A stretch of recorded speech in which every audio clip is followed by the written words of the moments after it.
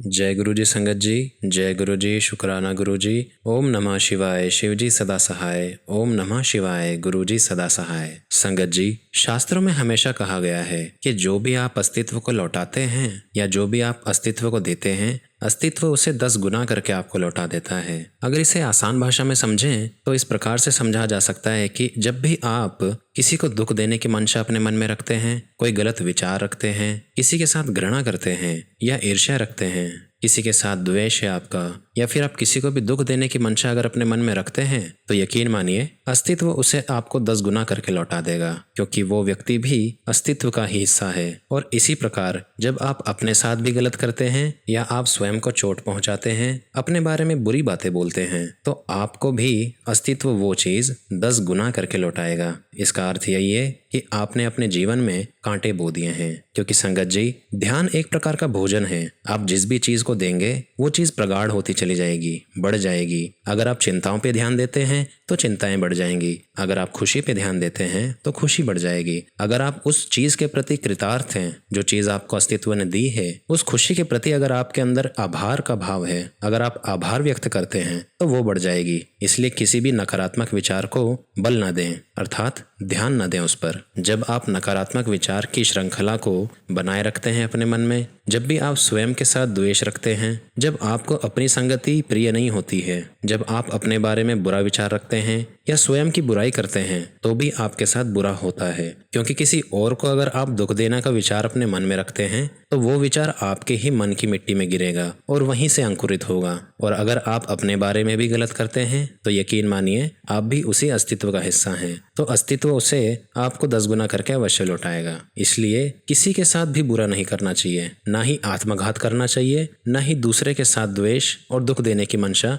अपने मन में रखनी चाहिए। क्योंकि संगत जी, आप भविष्य में क्या भोगेंगे उसके बीज वर्तमान में ही बोए जाते हैं। क्योंकि कल जो भी फूल खिलेगा उसकी कली आज ही तैयार होगी। तो इसलिए आप कभी भी अपने मन में किसी के भी प्रति द्वेष, घृणा, ईर्ष्या, दुख देने की भावना ये अपने मन में मत रखिए। स्वयं से भी प्यार कीजिए और दूसरों से भी प्यार कीजिए। यकीन मानिए अस्तित्व आपको प्रेम 10 गुना करके लौटाएगा। तो चलिए संगत जी, इसी के साथ आज के सत्संग की शुरुआत करते हैं। संगत जी, आज का सत्संग गुरु जी की ही प्यारी संगत का है और गुरु जी के परम भक्त स्वर्गीय श्री जनरल कपूर अंकल का है। चलिए संगत जी, सत्संग की शुरुआत करते हैं। संगत जी, कपूर अंकल इस दुनिया में तो अब नहीं है, लेकिन गुरु जी के वो परम भक्त थे। गुरु जी को बहुत प्यार करते थे और गुरु जी के भी बहुत प्रिय थे। आज हम उन्हीं का सत्संग आपसे शेयर करेंगे और हम गुरु जी महाराज से अरदास करते हैं कि जनरल कपूर अंकल को गुरु जी महाराज अपने श्री चरणों में स्थान दें। और आप सभी से भी मैं यही रिक्वेस्ट करता हूँ कि आप सभी गुरु जी से यही अरदास करें कि अंकल को गुरु जी महाराज के श्री चरणों में स्थान मिले। जय गुरु जी संगत जी। संगत जी, गुरु जी महाराज की बड़ी अजीबो गरीब दुनिया है। प्लीज नोट माई वर्ड्स, अजीबो गरीब दुनिया। एक दिन हम गुरु जी महाराज के दरबार में बैठे हुए थे संगत जी, और एक सरदार जी आए। उन्होंने गुरु जी महाराज को प्रणाम किया और मेरे साथ आकर बैठ गए। छोटे मंदिर में उस जमाने में कम लोग हुआ करते थे। कुछ देर बाद वो सरदार जी मुझे कहते कि आपको यहाँ आते हुए कितने दिन हुए हैं? तो मैंने कहा कि मुझे आते हुए 2 से 3 साल हो गए हैं। और संगत जी, 5 मिनट के बाद वो बोलने लगे कि गुरुजी महाराज अपना भाषण कब देना शुरू करेंगे? मैंने बहुत धीरे से उन्हें कहा कि यहाँ पर उस तरीके का भाषण नहीं होता है, आप ध्यान लगाओ। संगत जी, गुरुजी महाराज ने 5 मिनट के बाद आवाज लगाई कि फलानी आंटी है। हम लोग सभी आसपास देखने लगे कि किस आंटी को बुलाया जा रहा है। एक आंटी आई, कहने लगी हाँ गुरुजी। तो गुरुजी महाराज उनसे कहते हैं आंटी तो ठीक है? तो आंटी कहती हाँ जी गुरुजी, मैं ठीक हूँ। तो गुरुजी महाराज कहते हैं तो आंटी चलो फिर डांस हो जाए। और गुरुजी महाराज हाथ के इशारे से जगह बनाने के लिए बोलते हैं that lady gives a beautiful performance. और जब डांस खत्म हुआ तो गुरुजी महाराज ने उनसे बोला कि आंटी थक गई? तो कहने लगी कि नहीं गुरुजी। तो आंटी एक बार और हो जाए, और एक डांस और हो गया संगत जी। बाद में हमें पता चला कि ये झांसी से किसी आर्मी ऑफिसर की वाइफ थी and she had such a severe brain problems. और उन्हें गुरुजी के दरबार में स्ट्रेचर पे लाया गया था और ठीक होने के बाद उन्होंने ऐसा डांस किया कि आप देखते तो दंग रह जाते। और उसके बाद गुरुजी महाराज ने इन सरदार जी की तरफ देखा और वो बहुत खुश हुए और सरदार जी खड़े हो गए और गुरुजी महाराज कहने लगे तू सरदूल सिंह का पुत्र है? तू पहले फिरोजपुर आया था, हुण तो जलंधर होके आया है। इतना भाषण काफी है या और दसिए? और सरदार जी ऐसा सुन के उनके मुंह से एक शब्द भी नहीं निकला। वो बड़े आश्चर्यचकित हो गए थे। गुरुजी ने उनसे कहा जा, जिस काम वास्ते तू आया है वो हो जाएगा, लंगर करी और चला जाई और फिर ना आई। तो ऐसी अजीबोगरीब दुनिया स्पिरिचुअल लैंग्वेज में आपको कहाँ मिलेगी संगत जी। संगत जी, गुरुजी महाराज कभी कोई भाषण नहीं देते थे। संगत में इंडिविजुअल लेवल पर वह बात करते थे और गुरुजी महाराज से बात करना बहुत ही मुश्किल होता था। कई बार मेरी वाइफ को आगे बुला के अपने चरण दबाने का चांस देते थे। मैं उनको देखता रहता था और 5 मिनट बाद गुरुजी मेरी आंटी से कहते, चल तू पीछे, अब अपने चमचे नु भेज। और फिर मुझे चांस मिलता था और मैं बहुत अच्छे से और बड़े आराम से गुरुजी के पैर दबाता था और इसलिए भी अच्छे दबाता था कि कहीं गुरुजी ये ना बोल दें कि चल तू भी पीछे चल। संगत जी, कई बार हम लोग सोचकर आया करते थे कि आज हम गुरुजी महाराज से ये बात करेंगे और जब हम गुरुजी महाराज के सामने पहुंचते थे तो सारा माइंड ब्लैंक हो जाया करता था। एक दिन छुट्टी लेते वक्त अर्थात आज्ञा लेते वक्त मेरी वाइफ ने गुरुजी को प्रणाम किया तो कहने लगे कि जा आंटी, तू अमेरिका घूम के आ। और संगत जी, मैं उसके साथ खड़ा था और मैं चुप हो गया। जब हम बाहर निकले तो मैंने अपनी वाइफ को बोला कि वाह, गुरुजी महाराज ने तुम्हारी सैर के लिए बड़ी अच्छी जगह चुनी है और तेरा तो कोई पासपोर्ट भी नहीं है और हमें पूरी अमेरिका में कोई बंदा जानता भी नहीं है। मैं अपनी वाइफ से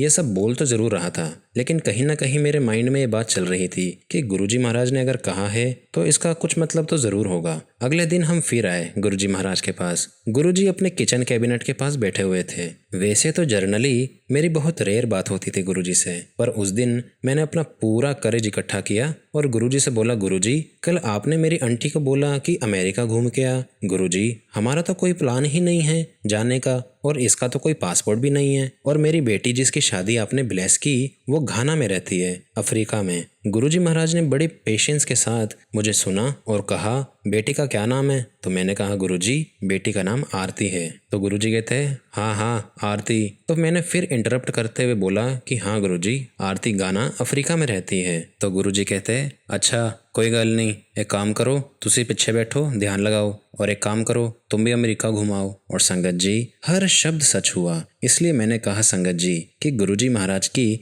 बड़ी अजीब और गरीब दुनिया है। संगत जी, मैं आपको एक बात बताना चाहता हूँ। गुरुजी महाराज जालंधर के फौजी सर्कल में बाबा जी के नाम से जाने जाते थे और जब से हमने गुरुजी के पास आना शुरू किया, मेरे ख्याल से हिंदुस्तान में ऐसा कोई लीडर नहीं था, including president, prime minister, earlier prime minister, present president, earlier president, सभी यहाँ आते थे संगत जी। ऐसा कोई डॉक्टर नहीं है, बड़े से बड़ा डॉक्टर जिसका नाम आप सोच सकते हो, इंक्लूडिंग त्रेहान, वह सब गुरुजी के चरणों में बैठा करते थे। तो यह जो पंजाब के जिनको हम सुनते थे बाबा जी, ये वो तो नहीं। लेकिन बाद में मुझे मलेरकोटला जाने का गुरुजी महाराज के साथ चांस मिला और मैं वहाँ पर बहुत सारे मुसलमानों को मिला क्योंकि ज़्यादातर वो मुस्लिम बेल्ट है और वो सारे इनको बाबा जी के नाम से जानते थे। अगर आप उनके सारे किस्से सुनो तो एक किताब उनके सत्संग की लिखी जा सकती है। बड़ी अजीब और गरीब दुनिया है गुरुजी की। कभी कभी हम गुरुजी से कहते थे कि गुरुजी ये जो गुरबाणी है ये समझ में नहीं आ रही, तो गुरुजी कहते थे कि मैंने आपको समझने के लिए नहीं कहा है, मैंने कहा है सुनो।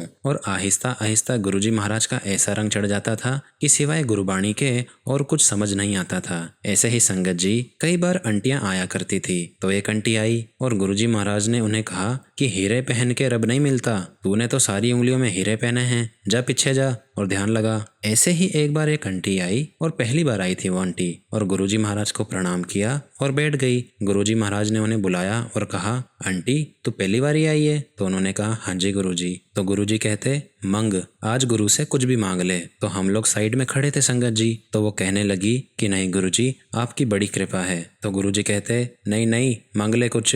मैंने कहा ना मांग ले, कुछ गुरुओं दी कृपा कभी कभी हुंदी है। तो ऐसे कहने लगी कि गुरुजी अगर आपकी इतनी कृपा है तो मुझे शिव शंकर के दर्शन करा दो। तो गुरुजी कहने लगे, अच्छा ठीक है, जा पीछे जाकर ध्यान लगा। गुरुजी ने एक बार फिर उन्हें कहा कि शिव के दर्शन करने हैं? तो उन्होंने कहा, हाँ जी गुरुजी। जरूर करने हैं? फिर उन्होंने कहा, हाँ जी गुरुजी। तो गुरुजी कहते, जा पीछे जाके ध्यान लगा। और वो आंटी पीछे जाकर बैठ गई। कुछ देर तक तो वो बैठी रही और आधे घंटे के बाद गुरुजी ने उन्हें फिर बुलाया और पूछा, हो गए दर्शन? तो वो कहने लगी, हाँ गुरुजी हो गए दर्शन। फिर उसे गुरुजी महाराज कहने लगे कि अब तू घर चली जा और हुण नहीं आना फिर कभी भी। जब तुझे बुलाना होगा तो मैं खुद तुझे बुला लूंगा। और फिर पूछने लगे कि तुझे दर्शन हो गए ना? तो बोलने लगी, हाँ गुरुजी मुझे दर्शन हो गए। तो कहने लगे कि अच्छा हो गए दर्शन, तो एक बार इन सबको दस कि तूने क्या देखा है। तो जब आंटी कहने लगी तो हम लोग सारे अलर्ट हो गए। तो वो कहने लगी कि जब मैं पीछे बैठ के ध्यान लगा रही थी, गुरुजी महाराज अपने सिंहासन पर बैठे थे और यहाँ से उठे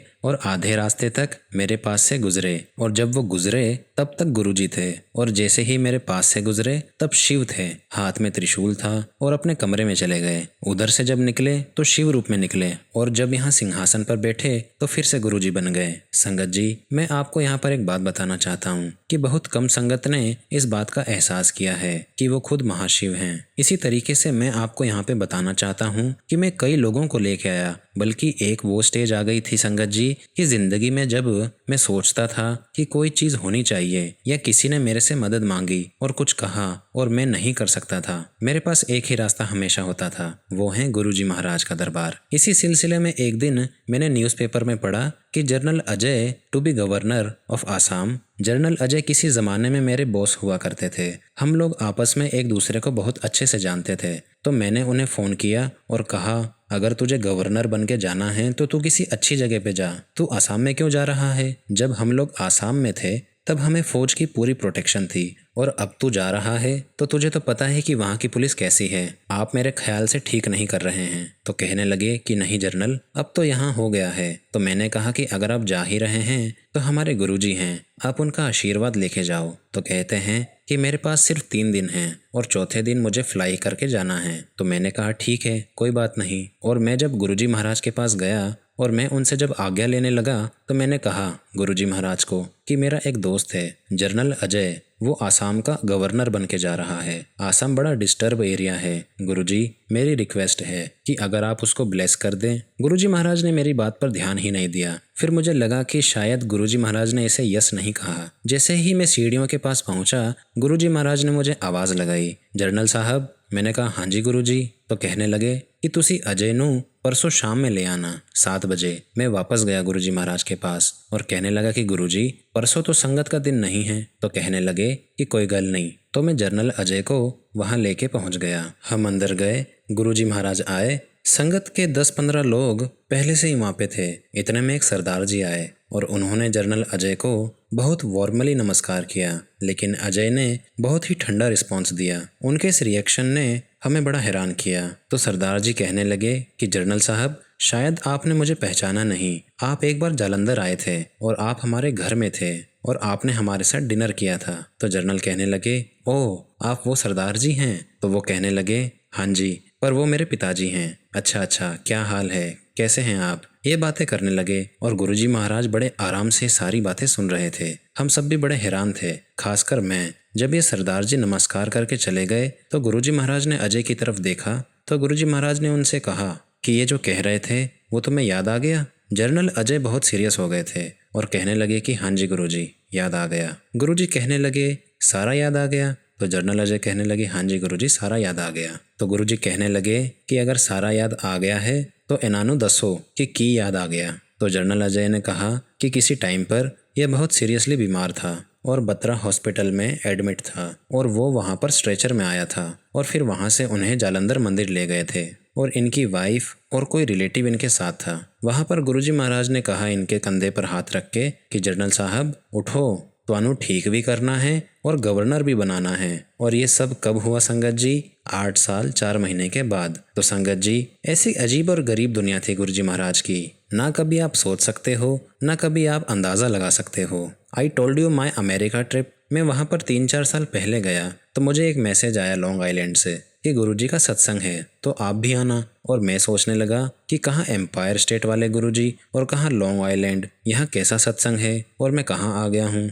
लेकिन संगत जी, मैंने सत्संग अटेंड किया। वहाँ पे करीब कोई 100-150 आदमी थे, कुछ फॉरेनर्स भी थे। और वहाँ पर संगत जी, न्यू जर्सी में मैंने गुरुजी महाराज के 4 से 5 सत्संग अटेंड किए। और मैं जब इस साल गया तो न्यू जर्सी में गुरुजी महाराज का एक बहुत बड़ा मंदिर बन चुका था और मंदिर का जो मेन करता धरता था उनमें से 90% वो लोग थे जिन्होंने कभी भी गुरुजी महाराज को देखा तक नहीं था।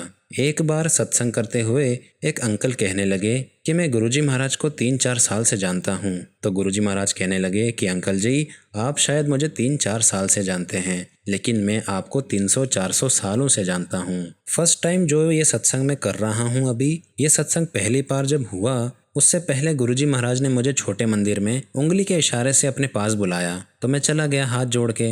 मैंने हाथ जोड़े तो गुरुजी कहने लगे कि जनरल साहब, मैंने पंजाब जाना है और मैं चाहता हूँ कि जाने से पहले गुड़गांव की सभी संगत को ब्लेस करके जाऊँ और आप गुड़गांव में एक सत्संग ऑर्गेनाइज करो। तो संगत जी, मेरी और मेरे बहुत सारे कॉलीग्स की जलवायु टावर में बहुत मीटिंग हुई, बहुत सारी जगहों पर हमने डिस्कशन किया, हमने बहुत सारी जगह देखी, तो हमने ये सोचा कि जलवायु टावर के ग्राउंड में ही कर लेते हैं। फर्स्ट टाइम था संगत जी, कोई आइडिया भी नहीं था। बाद में ये ख्याल आया कि गुरुजी की संगत में एक मिनिस्टर एलन मेहता थे and I think he was commissioner of secretary in Haryana department. मैंने कहा सर जी, हमें गुरुजी महाराज का सत्संग करना है और गुड़गांव में ही करना है, कहाँ करें, कोई जगह सजेस्ट कीजिए। तो उन्होंने ही जगह फिक्स की। मुझे ठीक से ध्यान तो नहीं है, पर शायद हमने इस जगह के लिए कुछ पे किया था, कुछ पैसे हमने इकट्ठे किए और उससे सत्संग हुआ। बहुत लोग आए कि हम कुछ सेवा करना चाहते हैं, तो मैंने हाथ जोड़ करके कहा कि इस बार तो हो गया है,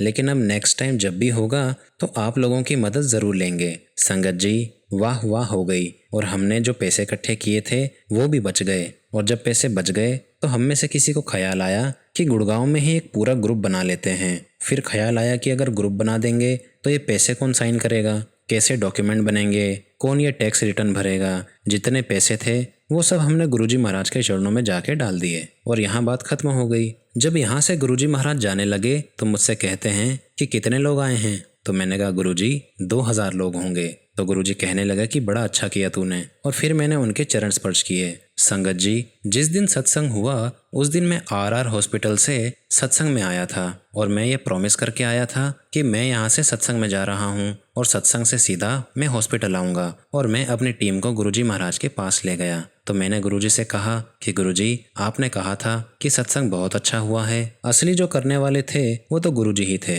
बहुत लाइन लगी थी, commander Sharma, wing commander Arora, ऐसे बहुत सारे लोग वहाँ पे थे और लास्ट में पुष्करणा अंकल भी थे। तो मैंने गुरुजी से कहा ये पुष्करणा अंकल हैं। तो गुरुजी कहते हैं अच्छा, तो ये कमांडर नहीं है। तो मैंने कहा गुरुजी ये कमांडर नहीं है, सिविलियन हैं। तो गुरुजी कहते हैं कि अच्छा चलो इन्हें भी कमांडर बना देता हूँ। And that is how this was the beginning of the long journey. संगत जी, बहुत लोग मुझे मिलते हैं और ये कई बार मुझसे सवाल करते हैं कि गुरुजी महाराज क्या चाहते थे, क्या रास्ता बताते थे। गुरुजी महाराज जो भी जानते थे, जो भी बताते थे, अपनी संगत को डायरेक्टली बताते थे और वो अपनी संगत को बहुत प्यार करते थे। एक चीज़ मैं और बताना चाहता हूँ। एक दिन रात को 2 बजे हम गुरुजी महाराज के पास बैठे हुए थे। गुरुजी महाराज ने इशारा किया, कोई 15 से 20 आदमी होंगे। गुरुजी महाराज ज़मीन पे बैठे हुए थे। तो मुझे कहने लगे कि जनरल साहब, तुहानू रिलीजन के बारे में कुछ पता है। तो मैंने कहा गुरुजी, मैं इतने समय फौज में रहा हूँ तो मुझे रिलीजन के बारे में तो कुछ भी नहीं पता है। तो मैंने कहा गुरुजी, मुझे तो कुछ नहीं पता है। मैं आसाम में था, मेरा एक कमांडर सिख था, एक क्रिश्चियन था और गुरुजी मेरा जो स्टाफ ऑफिसर था वो आसाम का ही मुसलमान ऑफिसर था और हम सारे एक टेबल पर बैठ के खाना खाते थे। तो गुरुजी कहते, अरे खाते तो थे लेकिन कुछ रिलीजन का पता है। मैंने कहा गुरुजी मुझे तो नहीं पता है। और गुरुजी महाराज इतनी देर में अपने सिंहासन पर बैठ गए और प्यारी साथ संगत जी अगले 10-12 minute Guruji Maharaj quoted something from Bhagavad Gita, something from Quran and something from Bible and something from Guru Granth Sahib. और 10-12 मिनट बाद जब गुरुजी महाराज ने आंखें खोली तो मुझे कहते हैं कि कुछ समझ आया। मैंने हाथ जोड़ के कहा कि गुरुजी मुझे तो कुछ समझ नहीं आया। तो गुरुजी कहते, ओहो, ज्यादा समझने की कोई गल नहीं है। All religion is one, all God is one. संगत जी, आप जिस किसी पर भी विश्वास करते हो, चाहे वो अल्लाह है, जीसस है, राम है, जो भी भगवान आप मानते हो, हैव फेथ इन हिम। फिर मैंने डिसाइड किया कि जहाँ कहीं भी जितना भी हो सके आप दूसरों की मदद कर सकते हो तो आपको करना चाहिए। अगर मदद नहीं कर सकते हो तो कम से कम नुकसान भी आपको नहीं करना चाहिए। तो गुरुजी महाराज ने कहा कि जनरल साहब समझ में आ गया। तो मैंने कहा हाँ जी गुरुजी, ये तो बिल्कुल समझ में आ गया। तो गुरुजी कहने लगे, अगर आ गई समझ तो जाओ छुट्टी करो। चलो तो प्यारी साथ संगत जी, मैं बस इतना ही कहना चाहता हूँ अंत में, आप ऐसे चरणों के साथ जुड़े हुए हैं जहाँ पर आपको कुछ मांगने की, बताने की, कहने की कोई ज़रूरत नहीं है। आपको वो सब मिलेगा और उससे कहीं ज़्यादा मिलेगा जिसके बारे में आपने सपने में भी सोचा नहीं होगा। और अंत में एक ही बात कहना चाहता हूँ कि अपने सारे इफ़, बट, सारे लॉजिक जूते के स्टैंड पर छोड़ दो और गुरुजी के चरणों से जुड़ जाओ। संगत जी, मैं अब अपनी वाणी को यहीं विराम देता हूँ। जय गुरुजी, शुक्राना गुरुजी।